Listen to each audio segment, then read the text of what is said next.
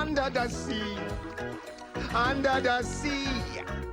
Darling, it's better down where it's wetter. Take it from me. Up on the 我 shore. 係一隻打橫行嘅蟹。係 lobster 嚟嘅咩？各位哦，小朋友，lobster，係今日我哋講緊呢一隻海洋世界嚇。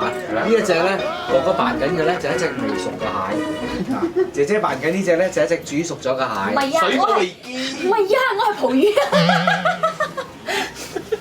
啊！如果見到呢種蒲魚，叫媽媽唔好買嚟食啦。呢種蒲魚係唔健康嘅嚇，一睇就知冇嘢食啦，冇肉食。嗱，我係 lobster 真係龍蝦啦，呢個係蒲魚啊，呢個係知咩？千年老龜嘢。冇錯。龜仙人，我喺海底度揾到鑽石啊！本人對龜咧特別有好感嘅，所以我冇資助人，我係資助海龜。繼續搖啦你哋！資助海龜咧可以撥通呢個熱線0395433366。喂，唔關事㗎喎。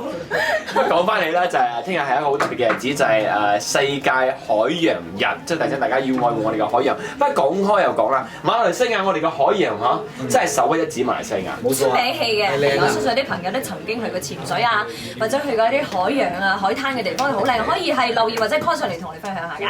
係啦，咁啊講下，仲有就係呼籲下大家愛護我哋嘅海洋，你都可以 call 上嚟嘅，或者你自己本身係某某海洋協會或者潛水愛好者，想就係提醒大家點樣愛護呢個海洋，有咩措施嘅話，都可以留言俾我哋嘅。係啦，大王啊，我呢隻蒲魚咧好甩股啊，我驚俾人捉上去燒蒲魚食啊，我可以走未？你放心，你好安全嘅，冇人會食咁細隻蒲魚㗎嚇。係啊 Facebook 見啊嚇！